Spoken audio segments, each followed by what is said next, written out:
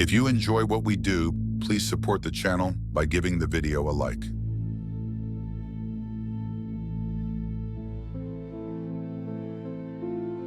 Ryan reached the top of the hill and looked down onto the town of Prieska. It was a small one-horse town in the upper Karoo Desert. The old church in the middle of the town still stood tall, the clock tower casting a long shadow in the late afternoon sun. The town looked like it was in a fairly good condition compared to many of the other places he had passed through, though it seemed just as abandoned, which was seldom actually the case. He sighed and scanned the streets and buildings for any sign of life. He had been walking for hours and he was exhausted. The old Ford Focus he had managed to get running in Potchefstroom had finally given in about 25 kilometers back, and he had been walking since. The hot desert sun had not made it easy, but he had made it. He needed to find food, shelter, and new transport, and hopefully he would be on his way to Namibia sooner rather than later. Ryan pulled the pair of binoculars he had out of his pack and scanned the town again for a couple of minutes. There were a few shops in Prieska which had sold food and supplies, though these would more than likely have been looted since. He was inclined to check the general store, seeing as Prieska was a farm town, but it would probably also be empty. Surrounding farms could prove fruitful and might warrant a trip out, but he would avoid prolonging his stay close to town if he could. Where there were towns, trouble was usually not far off.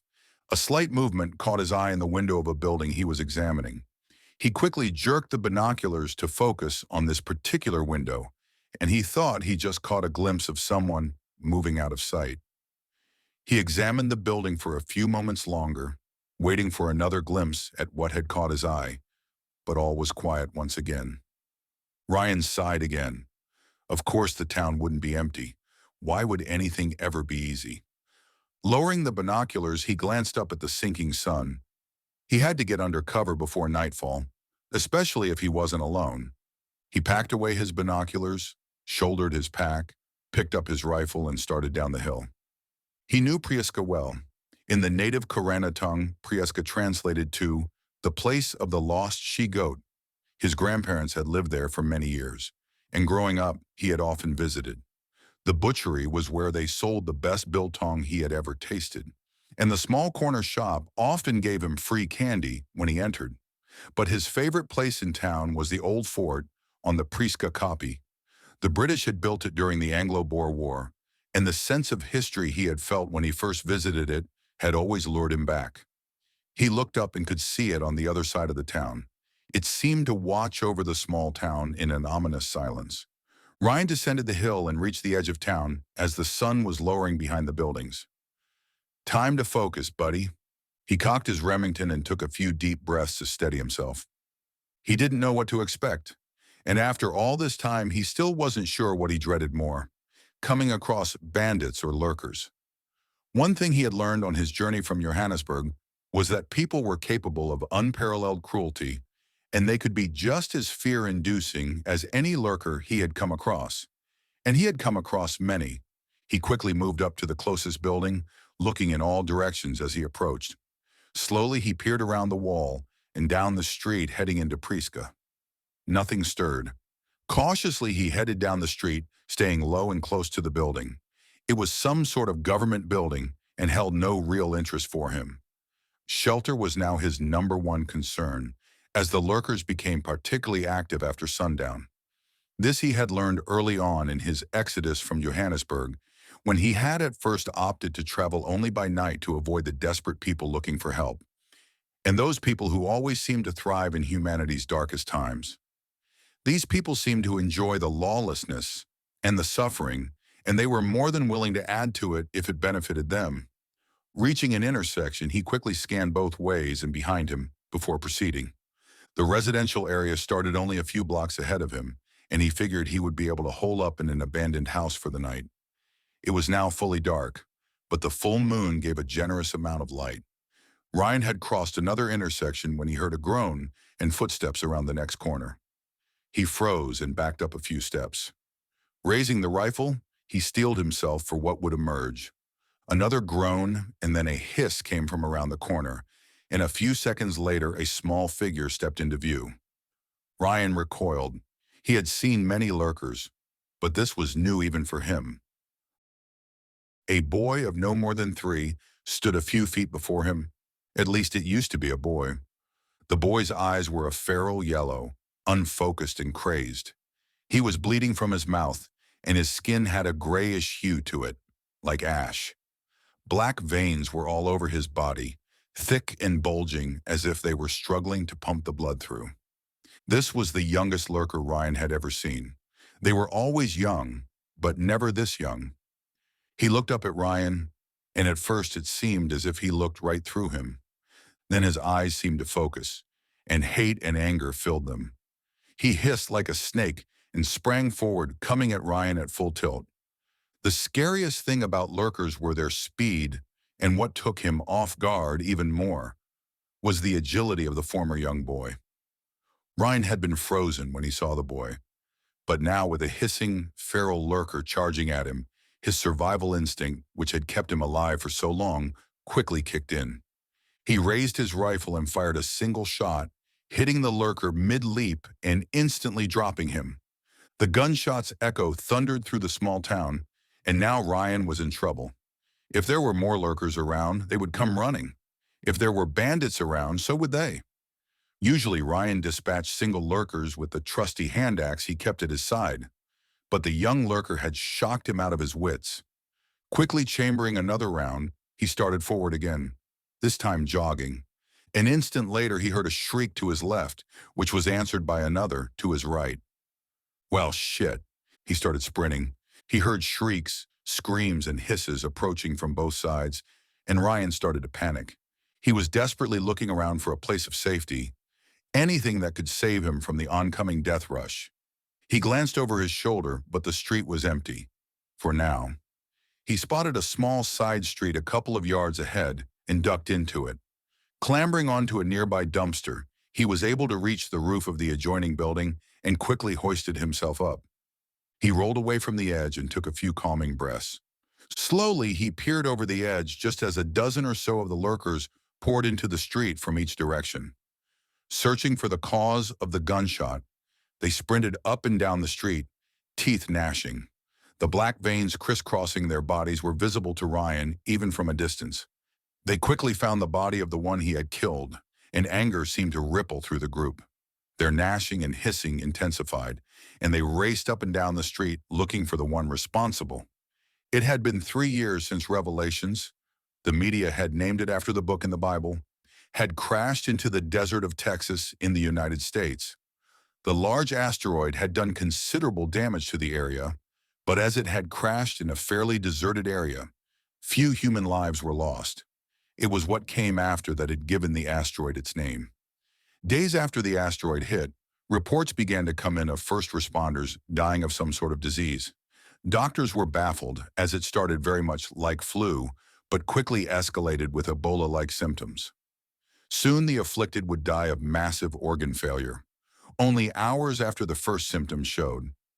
After the scientists that visited the scene began to die as well, the connection was made to the asteroid, and the crash site was quarantined.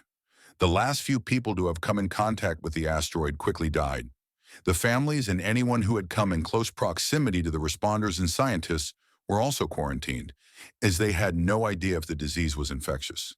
But after days of tests and monitoring, it was concluded that the disease was in fact not infectious, and the quarantined people were allowed to leave. They were so wrong. Ryan's attention was brought back to the present when a lurker entered the side street he had used to get to the roof and started sniffing around the dumpster. Ryan had quickly learned a few important things about them through his various encounters.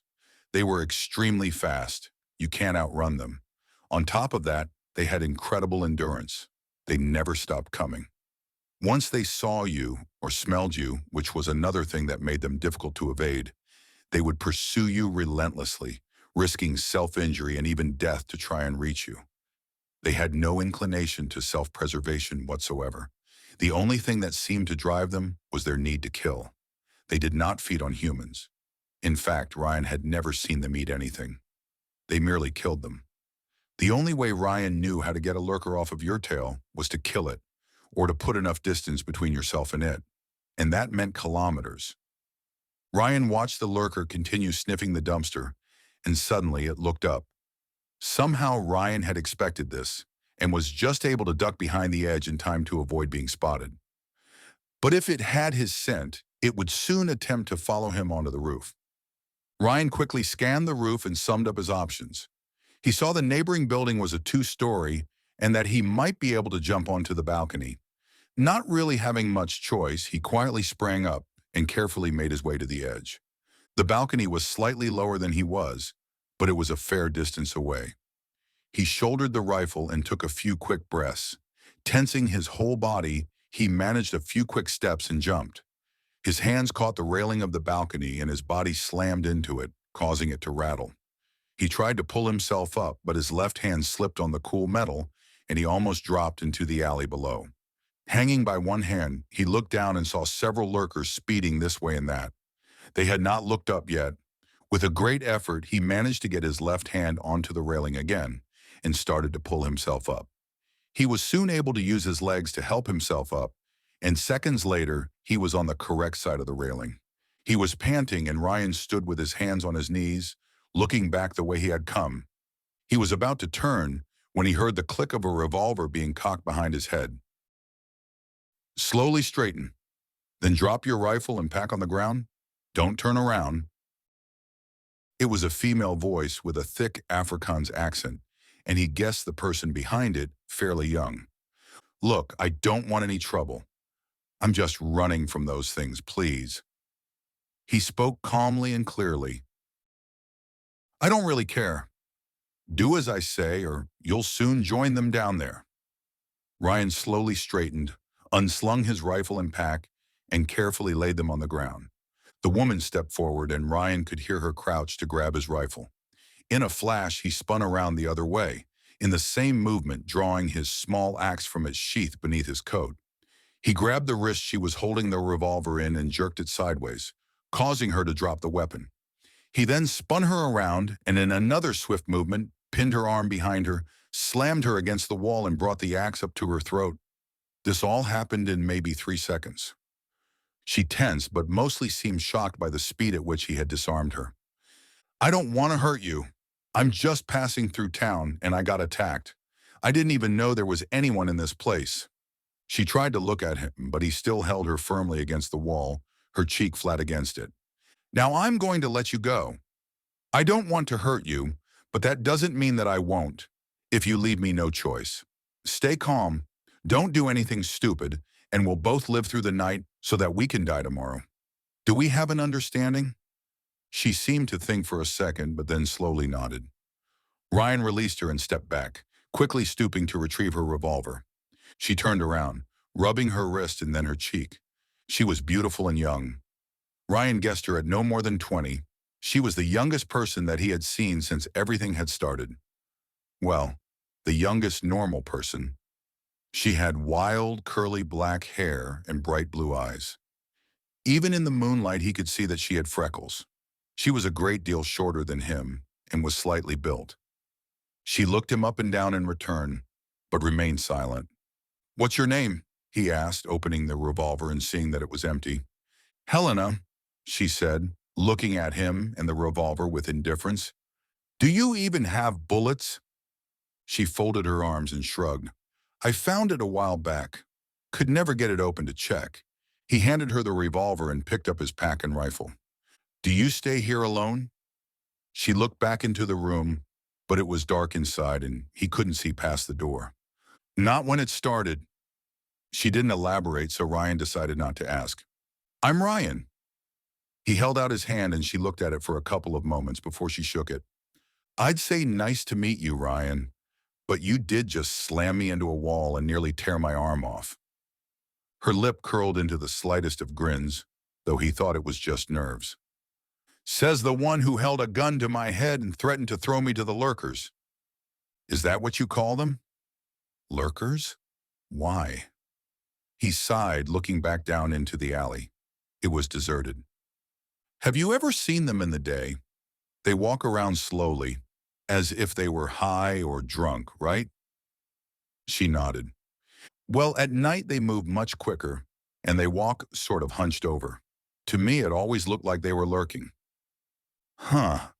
I just call them crazies. Are they still human? She hugged herself, and Ryan got the impression that this was an involuntary moment. To be honest, I don't know. But the way they attack you definitely isn't. Have you killed any of them? Was it your gunshot I heard earlier? Yeah. She looked him up and down again, this time with what seemed to be a little more respect. How did you do that? She asked as he sheathed his axe. Do what? Take my gun away from me so quickly. Are you some kind of soldier? He chuckled humorlessly. I've just been on the road a very long time, and it's something I had to learn along the way. She looked impressed. Where are you from? Joburg. Look, I'll answer all the questions you want, but can we please go inside? She looked him up and down and nodded. She headed into the room and he followed. It was pitch black inside, and he could barely make out what he thought was some furniture. He turned and she closed the glass sliding door. Then she closed a heavy, sturdy-looking metal gate, which she then proceeded to lock with 2 bolts and a key. After this, she moved to a corner close to the door and lifted what looked like plywood, which she placed in front of the door and locked in place with improvised latches. Finally, she drew the curtains closed. They were thick, black, and spilled all the way onto the floor. Taking a few steps into the room, she passed Ryan and then bent down. A second later, a match sparked into life, and she used this to light a lantern. She took the lantern and switched on 2 more camping lights. She turned to look at Ryan. They're solar-powered, so that makes things easier. As his eyes adjusted, he looked around. They were in what Ryan guessed was probably the open-plan living room of a larger flat. He could see a makeshift kitchen, and there were 2 couches, an armchair, and a bed in the corner of the living room. She saw him looking around. I used to live here with my mom and sister. There is a downstairs as well, but I didn't need that much space, and it felt safer being up here. I only go down there when I have to go out, and then only in the day. That's smart. They're not very active in daylight. Why is that? She asked. I really don't know. So you've been on your own since the beginning? How have you survived? He was really interested, but he knew as soon as he said it that it came across as an insult, literal amazement that she was still alive. Hey, fuck you, buddy, she said fiercely. I'm sorry, I didn't mean it like that. I meant, how did you survive, literally? What did you do for food, supplies? Were there bandits, and how did you dodge the lurkers? That's all.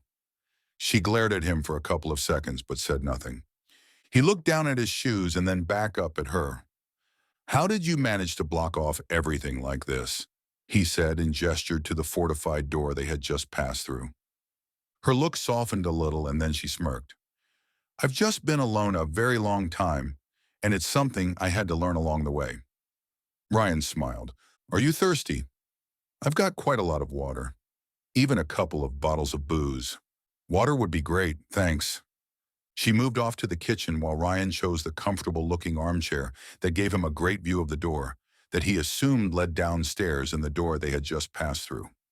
He sank down onto it, and it really was comfortable. Laying his pack and his rifle next to him, he sat back in the chair and sighed deeply. He had had a very long day, and he was exhausted. He closed his eyes. A few days after the quarantined people were released, the news started reporting some very disturbing things. At first, it was only isolated reports in Texas, but soon these reports were coming from all over America. Children were attacking and killing their parents. Well, at first it was their parents. Then it started to look like anyone was free game. News reports about children killing their parents in their sleep were heard. Stories of whole classrooms turning on their teachers and ripping them to shreds came to light. Videos of children throwing their parents and bystanders off of balconies in shopping malls became all the more frequent. Something was making the children in America crazy. Soon, some people started connecting the dots, noting that some of the first attacks by kids were by the children of first responders, the same first responders who had died due to a mysterious disease. Some believed that the disease they had died from had somehow passed to the children, making them insane. It was around this time that other countries started reporting the same horrific stories. South Africa was one of the first. It had always been a popular tourist destination. Scientists then concluded that the only way this sickness would be able to spread so quickly was if it was airborne. It was theorized that adults could carry it and help to spread it, even though no symptoms were ever noted in adults. Within a few weeks, containment measures were put in place, but it was too late. It was global, and the authorities had no plan, no way forward, and no cure. Only a couple of days before entire countries started going dark, scientists released the last and perhaps the most disturbing finding. Babies, fetuses in the womb, were also susceptible, and countless pregnant women had died. Though the explanation was hard to swallow, their unborn children had killed them from the inside. Even after the mother had died and the fetus had been removed, it still showed heightened agility and aggression. It was also theorized that children up to the age of 17 or 18 were still susceptible, but it seemed to also depend on the individual. Some 16-year-olds remained unaffected, while some young adults of up to 20 years of age were afflicted. It was literally the end of the world. Not only was all the youth of the world going into murderous rampages, but no new children were being born. It was the end of man. Ryan was jerked awake by a loud bang. Grabbing his rifle, he jumped up and looked around, fighting off the sleep which he had so recklessly allowed to take him. He saw Helena standing in the kitchen, eyes wide with fear. The bang came again, and Ryan realized that it was coming from the door through which they had entered earlier. "Fuck," he hissed. "They must have followed me here." Glass shattered, and he knew that they had broken the glass door. The large metal gate rattled. "We need to move now," he said to Helena, but she remained still, staring at the covered door. "Helena, now!" Ryan slung his pack on and moved toward her. "The gate will hold. They can't get in," she whimpered, tears beginning to stream down her face. He reached her and took hold of her shoulders. "Look at me. Helena, look at me," he ordered, and she finally looked into his eyes. "I know you're scared. I am too, but we have to get out of here. Nothing holds against them forever. They will get in." She sobbed again, but nodded. "Grab whatever food and water you have, quick." Ryan turned, keeping an eye on the door while she hurried about the small kitchen, throwing cans of food and bottles of water into a backpack. The gate was still being attacked, and Ryan heard something break. One of the deadbolts must have broken. Ryan waited as long as he could, but after a couple of seconds more, he felt they had to move. "Okay, that's enough. We have to go." "Which door?" He took her arm and led her to the two other doors in the room. She pointed at the one opposite the balcony. Ryan opened it and found another large piece of plywood blocking their path. With a savage kick, he sent it tumbling down the stairs leading down. Quickly but cautiously, he led the way down, his rifle raised and ready. The first floor was pitch black, but he sensed that it was a much larger room than the one upstairs. "Which way?" he whispered as the racket upstairs continued. "The back door's that way. It comes out below the balcony." "Front door it is," he replied. She took his arm and led him to the right, around the obstacles. As his eyes adjusted, he thought he saw two bodies against a wall, but he couldn't be sure. Helena moved out in front of him and bent down. He heard two clicks, and then she stood up, and he heard two more clicks. She removed another large piece of plywood, and a wooden door with a small window was revealed. Light streamed in, and Ryan couldn't help but look back at where he thought he saw the bodies. His night vision had proved to be correct, as two skeletal bodies were propped up against the wall in sitting positions. The one looked to be no more than a child and the other adult. He looked back at her and saw her staring at them too. She looked into his eyes and knew tears were flowing freely. He looked down for a moment and then stepped up to the door. Looking through the window, the street looked empty. A loud crash came from upstairs as the gate came down. "Come on," he whispered and tried opening the door. It was locked, but Helena quickly stepped forward and flipped the deadbolts and removed the chain. He opened the door an inch and peered out. Quickly, he stepped out and allowed her to follow, and then quietly shut the door. They could hear the lurkers crashing down the stairs looking for them. Ryan headed in the direction of the fort, hoping to hide there until sunrise. He felt they needed to get out of the center of town, away from the obviously large concentration of lurkers. "Where are we going?" Helena whispered behind him. "To the fort." "Why?" They've got my scent. That's how they followed me to your place. We need to get out of town and away from them. Put some distance between us. If we hide somewhere in town, they'll quickly find us again. They stayed close to the buildings, trying to keep low. Ryan had them move quickly, and they could hear the sounds of the lurkers echoing through the town. A couple of times they ducked into doorways or behind trees when they spotted one. It was chilling seeing these former children running rabbit around the town, knowing that at any moment they could be seen and attacked. The final stretch was open ground. They'd have to cross a road, a small field, and a graveyard before reaching the bottom of the copy. Ryan scanned the area looking for lurkers, but spotted none. Come on! He started jogging and Helena followed. They had just reached the graveyard when they heard a shriek behind them. The same lurker who had sniffed around the dumpster had spotted them, or tracked him. It was about 60 meters away and it was a large one. Ryan guessed that it had probably been a sports star in the old world. Its shriek had alerted others, and within seconds 6 lurkers were bearing down on them. Run! Ryan screamed, and Helena took off into the graveyard. Ryan raised his rifle and got the closest one in his sights.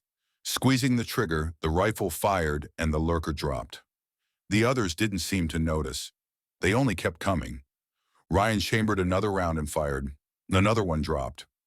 Ryan again chambered a round and brought another one down. He turned and sprinted after Helena, reloading as he ran. The remaining 3 were after him, and they were gaining quickly. Reloading while running was not easy, but Ryan had managed it on previous occasions. Finally, he was done. Glancing over his shoulder, he saw that they had gained significantly and were only a couple of meters behind him. He was about to turn to take down 1 or 2 more when his foot caught on a broken headstone protruding from the ground. He went sprawling, and the rifle flew from his hands. Landing hard, he could hear the gnashing, hissing monsters approaching. He desperately crawled forward to where the rifle had landed, panic threatening to take hold. Reaching it, he grabbed it and turned, still lying on his back. A lurker was almost on him, and he fired immediately, striking it in the chest. It crumpled to the ground, almost landing on top of him. He quickly ejected the spent cartridge and chambered another. But before he could pull the trigger, the next one was on him. It dived onto him, causing him to once again lose the rifle. Ryan managed to get his hands up, keeping it away from his neck as it tried to rip his throat open with its teeth. Soon its hands were wrapped around Ryan's neck, and it started squeezing. Ryan started panicking as his windpipe was cut off. With his right hand, he let go of the lurker and reached under his coat. Drawing his small axe, he put it to the creature's neck, and with all his strength in both hands, he jammed it upward. Blood spewed from the wound, covering Ryan's face and chest, but the lurker became limp, and Ryan threw it aside. Coughing and retching, he got to his knees before he was shaken by the sound of another gunshot. His head whipped up just to see the final lurker dropping, most of its head gone. Ryan looked to where the rifle had dropped and saw Helena standing there, the rifle in her hands and the barrel smoking. Ryan collapsed into a sitting position, taking a few more moments to cough and to get his breath back. Finally, he looked up at Helena, who had walked over and was now crouching beside him. Thanks, he managed before bursting into another coughing fit. No problem, she smiled back. Ryan looked at the one she had shot and saw that it was the big one that had tracked him. We have to move. The gunshots will draw them here. He wheezed and got to his feet. He took the rifle back from her and reloaded. He only had a dozen rounds left. They headed to the fort, now looming over them in the night sky, the moon right behind it. In the dark, it looked like an old castle. It made Ryan think of Dracula. They had just started climbing the hill when they heard more shrieks behind them. He looked back and saw dozens, maybe hundreds of lurkers pouring into the field. Go! Go! Go! He yelled, and they doubled their pace. The hill wasn't very steep, but the climb was tricky due to lots of loose gravel and rocks. Twice in a matter of seconds, they both slid back several feet. Halfway up, Ryan glanced back and saw that several lurkers had already reached the bottom of the hill. The only thing going for them at this stage was that the lurkers attacked the hill with such speed and aggression that they too constantly slid back down. Ryan thought about firing off a couple of rounds, but there were too many and the effect would be minimal. He focused again on scaling the hill, and eventually they reached the top. They were both panting, and looking down they saw that some of their pursuers were already halfway up. "What now?" Helena asked, panic seemingly just under the surface. Ryan took a moment and looked around. The fort was a couple of meters in front of them, and a small shed was to the right of it, no more than a few meters wide. The fort was about 6 meters high, and the rock it was built from protruded slightly, giving Ryan an idea. "Climb the fort," he said simply. Helena looked at him as if he was mad. "What?" "Climb the fort. We get on top. It has no door, so we can't go inside. They'll break down that shed in seconds, and we can't go running into the night over flat plains. They'll catch us before we had made a kilometer. If we make it to sunrise, we might have a chance. They're not the best climbers, and I still have a couple of rounds left." She stared at him for a couple of seconds more, internally debating what he had said. Making up her mind, she ran to the fort and he followed. He gave her a boost and followed after she was more than halfway up. They reached the top fairly easily, as there were several good gripping places along the wall. Ryan only hoped that the lurkers' blind aggression and insanity prevented them from finding them too. They sat on the edge of the roof and waited. The original roof had caved in many years before, and it had been replaced by flimsy corrugated metal. It looked very precarious. They heard the sounds of the creatures struggling up the hill, and it was becoming louder and louder. Ryan had given Helena his axe, and he sat ready, waiting with his loaded rifle. "Was that your mom and sister?" Ryan asked gently. She didn't respond immediately. "Yes," she said quietly. It wasn't long after we began seeing things happening in Johannesburg and Pretoria that it began happening here. It was just a street kid here or there, attacking adults on the main street and in front of shops. They were quickly dealt with, either locked up, and some were even shot. But then the local kids began getting aggressive as well. My mom was smart enough to keep my sister in the house as soon as she saw the news stories on TV. She always was overprotective and paranoid like that. It kept my sister herself for much longer than the others. Soon the community started breaking down. There were lots and lots of kids in the township on the edge of town, and one night they all stormed into Prieska, killing everyone they came across. We hid upstairs in the closet, and the next day we started boarding up the flat. We didn't have a car. We couldn't leave. I was just visiting from university, and my mom worked in the post office, for fuck's sake. She had started crying. So we hid.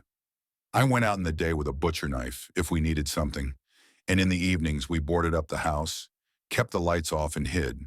She laughed through her tears. I don't know what we thought I would do with the knife if I ran into real trouble, but it made me feel safer. It was about a week after that initial attack that my sister started to change. She became agitated, snapping at us over the smallest thing. 2 days later, she began running a fever, and her skin became pale. It was almost dark that day when my mom sent me out to look for some antibiotics and something to help with the fever. I could see she didn't want to, but I insisted. I had to help my little sister. That was the only time I had been out after dark before tonight. Finding the medicine wasn't that hard. The town was abandoned pretty quickly, and most people left everything just like it was. When I got back to the flat, I could hear a commotion inside. I rushed through the door to my sister standing over my mom, her mouth bloody and blood gushing from my mother's neck. My little sister had killed my mom. At this, she broke down, but Ryan thought that it was good that she was talking about it. He realized then that he was probably the first person she had seen in almost 3 years. He laid a hand on her shoulder. She came at me. No words or explanation. Not even a threat or a curse. She just attacked. I had raised my hands to protect myself, and she dove me to the ground. But suddenly she went rigid and then limp. I was still holding the knife when she attacked. I had actually forgotten I had it, and I had stabbed my own sister in the heart. She broke down again, sobbing uncontrollably into Ryan's shoulder. "Helena, listen." He lifted her chin and looked into her sad blue eyes. "That wasn't your sister anymore. If you hadn't done what you did, you'd be dead." He wiped a tear off her cheek. "And I'd be sitting here alone right now," he added with a smile. She returned his smile and suddenly kissed him. He returned her kiss. It was innocent somehow, only asking for someone, anyone to care for her again, to not be alone anymore. For just a moment, both Helena and Ryan forgot their grief and anger and pain and lost themselves completely in that moment. But only for a moment. A high-pitched scream broke them apart and brought them back down to earth hard. The first lurker had managed to scale the gravelly hill, and it was soon joined by another, and then another. Ryan got on his one knee and raised his rifle, but didn't fire. The lurkers didn't immediately spot them, but started running around erratically, looking for them. "Shoot them," Helena whispered. "I don't have a lot of ammo. If I shoot, it has to count." One of the monsters spotted them, let loose a blood-curdling shriek and sprinted at the fort. The others followed suit, and all of the lurkers cresting the hill did the same. Soon a sea of lurkers was gathered around the fort, all jostling, biting, and hitting to get to the front. The ones at the front were jumping and reaching for the top, but so far none had tried climbing. Ryan and Helena sat atop the fort, nervously trying to look in all directions, waiting for the first to start climbing. Eventually one lurker, he seemed to have been around 15, jumped and managed to grab hold of a ledge a few feet up. It seemed almost an accident, but it now knew what to do. It grabbed onto the next ledge, but when it tried for the third in its haste, it missed and went tumbling down. It fell over backwards and landed on the back of its neck. Even through the chaos, they heard its neck crack. It was swallowed by the sea of lurkers, and they didn't see it again. But soon another managed to grab onto a protruding piece of wall. It hoisted itself up, and it made it much higher before also tumbling down. This one returned, though, and immediately began climbing again. Others around it saw what it was doing, and several more attempted to climb the old structure. The first one had made it more than halfway, and was only a few feet away when Ryan finally decided that it was close enough. Firing a single shot, the lurker fell back to earth. Now, though, it seemed as if the fort was being swarmed. All around the fort they were climbing, and the biggest problem they had was not being able to see on the other side of the structure. Ryan was forced to fire 6 more times, sending the monsters tumbling back down. They did not have long and would soon be overrun. Helena looked at Ryan, her eyes pleading for him to save them, but he was all out of ideas for the moment. Ryan dispatched another lurker, which had nearly made it to the top when he heard Helena yell. 2 of them had managed to reach the top on the other side of the fort. Ryan raised his rifle, but the weapon only clicked harmlessly. He quickly pulled out 4 more rounds and started reloading, but the lurkers would be on them in half the time he needed to finish. Helena raised the axe, but Ryan could see her shaking. The 2 lurkers jumped forward and fell right through the roof. The roof collapsed outward, and Ryan and Helena were left standing on the wall of the fort. Looking into the fort, Ryan could see lurkers streaming through the door, now trying to reach them from the inside as well. He quickly finished reloading. It was his last 4 rounds. He was starting to think that this had been a terrible idea. "Ryan!" Helena screamed. "What do we do?" Ryan looked at the swarm of monsters trying to climb the walls of the fort, both on the inside and out. One even made it to the top again on the opposite side, but in its haste to reach them, it fell after taking only a few steps due to overbalancing. Ryan was stumped, and despair was about to engulf him. He could see no way out. For a moment his eyes glazed over, and he remembered the last time he had seen his wife, right before her father's small Cessna 152 had taken off. She had pleaded to stay behind with him, to go searching for his brother together, but he had refused. "The only thing that will make me feel better, that will keep me going, is knowing that you're safe," he had said to her through tears. "I'll find Matt, and then we'll meet you at your dad's farm. Just go with him. Get there. Make it safe. It will be okay. I will find you. I will make it." He had embraced her, but she wouldn't let go. He had had to forcefully remove her and get her into the plane, using his father-in-law's help. She had been hysterical, but finally the plane had risen into the air and out of sight, and Ryan had been alone. "I will find you. I will make it," he whispered. His eyes focused again, and he raised the rifle. "Helena, I'm sorry," he said, just as the sun started to peek over the horizon. Almost instantaneously, the lurkers quieted down and became less frenzied. Their movements slowed, almost becoming lethargic, and their screams and shrieks became low moans and grunts. Helena looked up at Ryan, and a look of frightened confusion replaced the little relief she had shown at the change in the monster's behavior. "Ryan, what?" "I'm sorry," he said again, and squeezed the trigger. The rifle roared and the bullet slammed into Helena's right thigh. She screamed and dropped the axe. She fell forward onto the wall, and for a moment it seemed as if she would manage to hold on. Ryan stepped forward as if to help her, but only grabbed the pack filled with food on her back.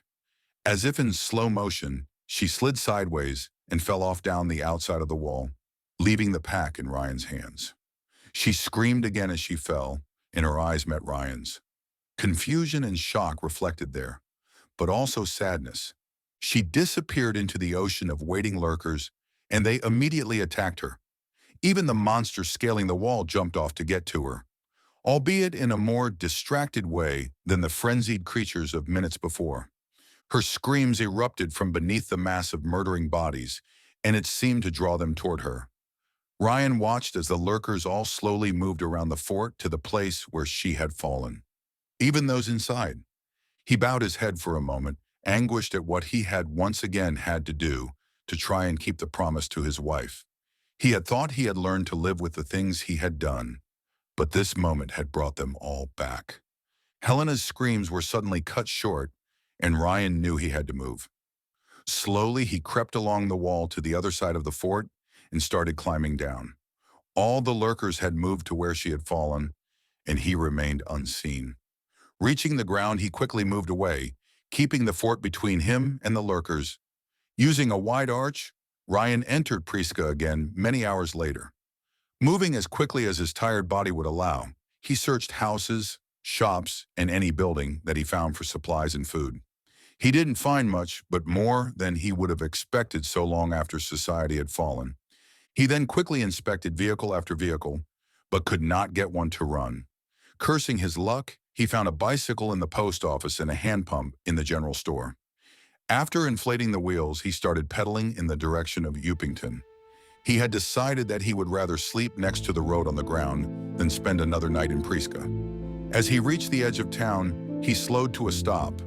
Slowly, he turned and looked at the fort, still standing unaltered atop its copy. "It'll probably still be there in 100 years, Ryan thought. Sighing, his tired body protesting at every move he made, he started pedaling.